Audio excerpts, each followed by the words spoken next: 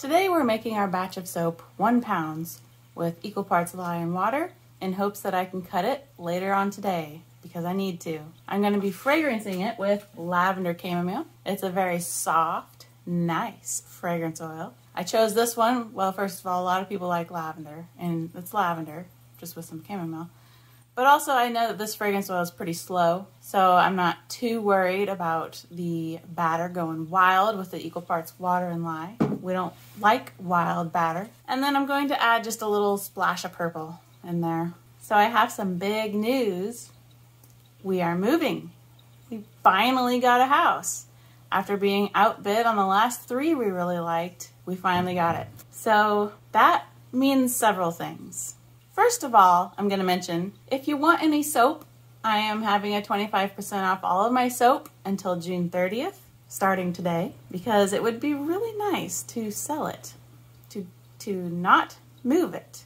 And the little bit of extra pocket change in my pocket will be really helpful, because you forget that there are a lot of monies involved with moving, because you don't move all the time, so you just don't think that, oh my goodness. Anyway, and then on July 1st, I'm putting my Etsy shop in vacation mode, I believe they call it, where you cannot buy anything, because if somebody bought something, it would be a hectic mess to try to get it packed up and shipped. So nothing will be for sale starting July 1st. And this also means another thing. One of my New Year's resolutions was to make a batch of soap every week along with a video and upload it on YouTube. I'm going to have to break my New Year's resolution starting in July. So there will actually be 2 more videos because there are 2 more weeks in June. I'm going to make 2 more batches of soap and then I am going to stop until things settle down, because there's a lot of settling that's going to happen. The house we bought, the original owners were Amish, or are Amish. Therefore, there is actually no electricity. So there's going to be a lot involved with getting that going. And I think that is the reason why we won the house, because it's very nice. It's an old country home built in 1900 on 8 acres of pasture. It is lovely, but there is no power. And I think that's why we got it, because people don't want to mess with that. Luckily, my husband is an electrician. So it was kind of one of those like meant to be things. I can't even tell you how excited we are. We are so excited. We have lived in this condo. It's going to be 11 years by the time we move out. 11 years. And we have never owned land. We have never been able to dig in the ground because it's not our ground. It hasn't quite sunk in. Even though I know it's true, it's hard to believe that it's true because we've been in the same spot for so long, trying to save our money for this purpose. But I promise you, once things settle down, I will be back. But I will be missing for, I think, a few months. I think I'll probably do a little bonus posting on my Patreon so that my patrons don't leave me, because I am so thankful for you and I don't want you to leave me. But I understand if you want to leave because you're not getting any videos to watch. But I will take some pictures and try to keep you updated on how much longer until I am back. And because of my patrons, I do make a little bit of money to buy a fragrance oil here and there. And I'm so grateful for them. I'm recognizing right now that this is a very long intro, but I just have a lot to say. Let's get to the soap making, because I think that's why you're probably here. I'm going to film this in one take, because I have only ever done that one other time. This intro is not one take because I'm stumbling all over myself, because that's usually what happens when I'm just talking. I stumble and I pause in the middle of my sentences to think about my next word. But we're going to do this soap making. I have it all laid out. Like, I have my lye measured, my water's measured, got sugar in the water dissolved, as well as a teaspoon of kaolin clay, and I've got all my oils measured out and ready. So this is just going to be an unedited soap making, but it's going to be extremely easy because there's no measuring involved, just some mixing and some happiness. And hopefully I get to cut it today. I want to cut it today. So let's teleport to my kitchen, which I keep looking at it. You don't know that, but my kitchen is right there. Let's teleport over there, and we will not edit the making process, and I'll be back to cut it, hopefully in a few hours. Here we have our lye.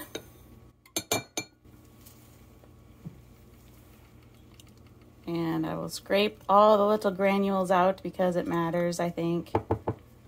If you get too much extra oil, I believe that is part of the reasons why dreaded orange spots come into existence.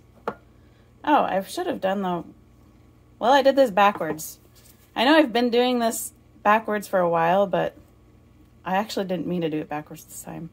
Typically, you are supposed to add your lye to your liquids, and I meant to do that too, but I just didn't. I'll scrape this clean once I get this stirred a little bit. And the reason why they say that you should add your lye to your liquid is because, well, you could do it in like little increments, slowly adding the lye to avoid, I guess, accidents or I don't know if it'll get hot enough to like start bubbling. But I am doing a 1 pound batch, and I don't think it actually matters with 1 pound because you're not working with that much.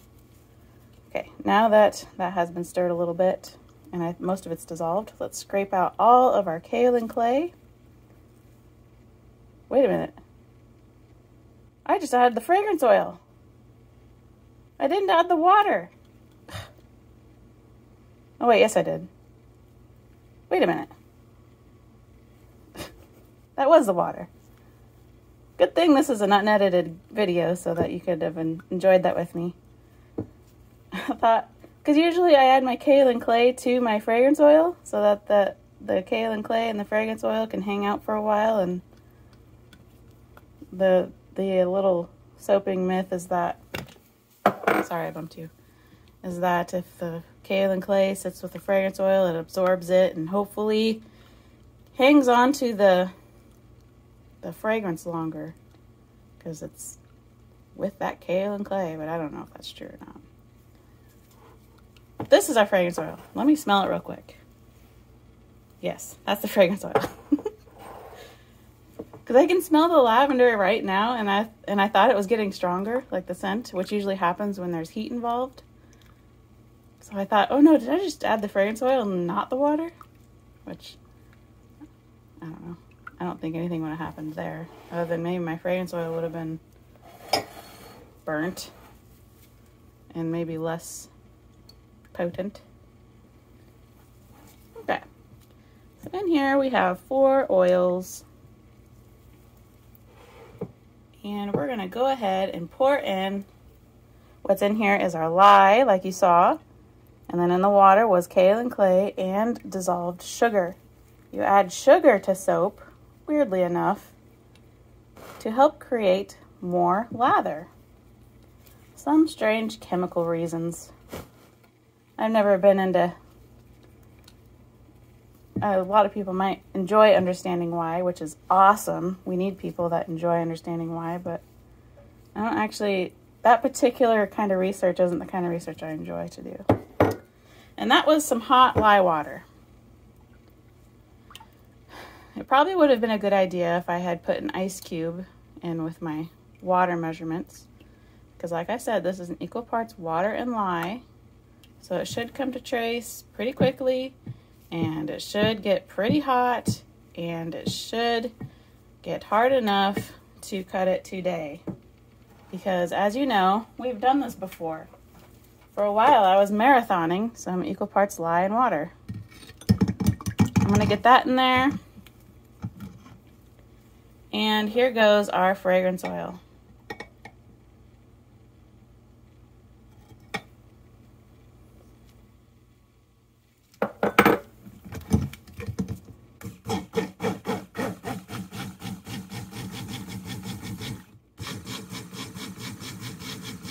You see I have a little bit of purple.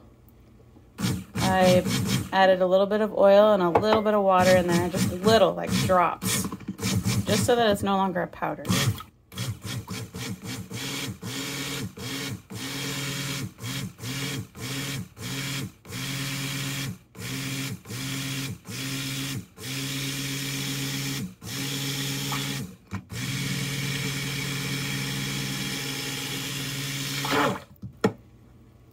Let's see, are we ready. It kind of looks like it.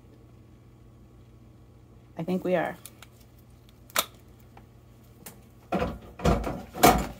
So I will scrape just the little droplets of soap that's left on the bell of the stick blender, because every drop matters to me.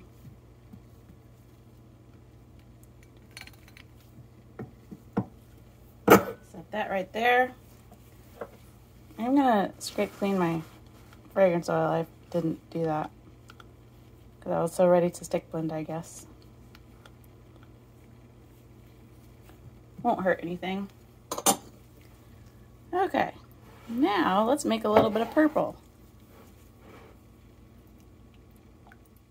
And I really just want a little bit. And almost every time I say that, I make too much. So just a little bit. I just want the splash of purple.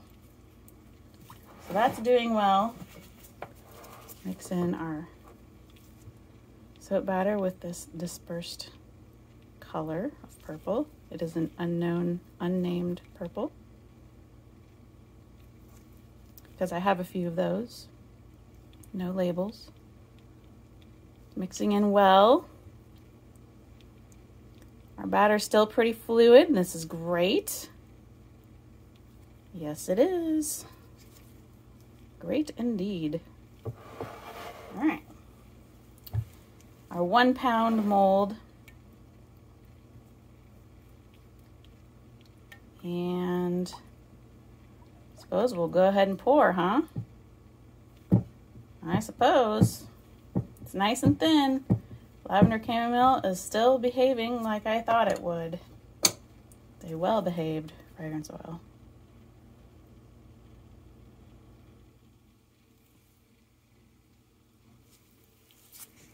And I'll go ahead and scrape this clean.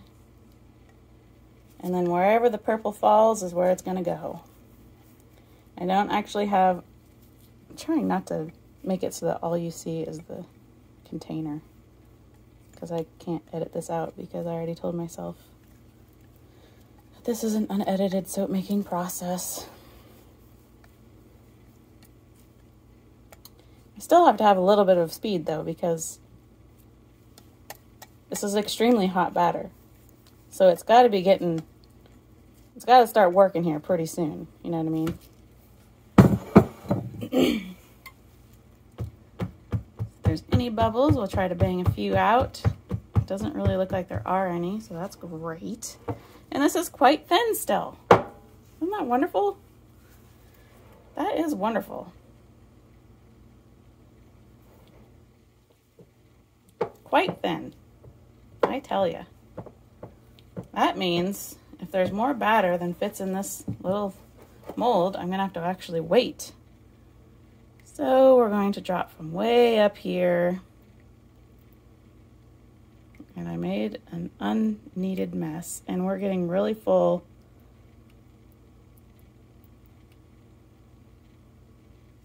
Okay, I think we're gonna be okay. I'm gonna scrape clean our purple. Try to shove that over. It's like to the rim. You know, when you fill a cup or something with water so full that it's actually sitting taller than the edge of the cup, because I don't know why. It's another thing that somebody has surely explained. That's what's happening right now. The batter is actually, it's thin, like very liquidy, but it is standing taller than the mold at this moment. So if I shook it at all, it would spill. So I'm not going to touch this. And hopefully when I get my chopstick out and do a little bit of swirl, it's not going to knock it out. We're going to find out right now, because I'm not going to leave it like that. It looks weird. We're just going to do a little, just to keep it from looking like speckles. We don't want speckles. Oh, and you see I am kind of making it spill out a little bit, so that's it. Okay, I can't be touching it anymore. And that's that. I will leave it right here and we'll be back to cut it hopefully soon. It was awfully thin, but soap is an interesting thing, and I think it will start working. So be right back. I'll let you know how long it takes. It has been exactly 5 hours since I made this, and look, it's pulling away from the mold on its own. It is still warm. I poured this at 9 a.m. this morning, and if you know your clock, it is now 2 p.m. And this is also going to be an unedited moment of soap cutting, which is fun. I like to cut the soap. That came out pretty nicely. We've got some soda ash, which is weird because the soda ash thing, at least I think it's soda ash, doesn't usually happen when you have such a big water discount, but it's happening today. Let's bring in our soap cutter. And I am going to move you so you can see better, because that's what I do. Because I want you to see. Don't get dizzy though. All right. Oh, and I need to measure this. Let's move this for a second. And I cut my soaps at 1 centimeter. No, 1 millimeter past the 1 inch. Is that a millimeter? Yeah. Yes. Yes, 1. The little line that's right after 1 inch. Is that a millimeter? Boy, I haven't been in school a while, have I? Okay, before this gets any harder, let's see what's inside. Oh, lovely. Nice, small, wispy looking. That's what I wanted. Hopefully it's not too much thicker in the middle. I just wanted... Boy, this is really hard.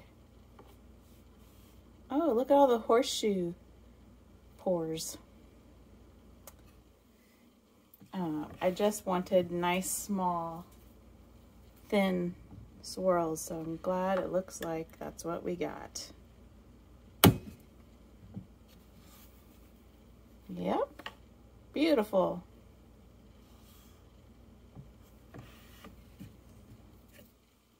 And one more cut.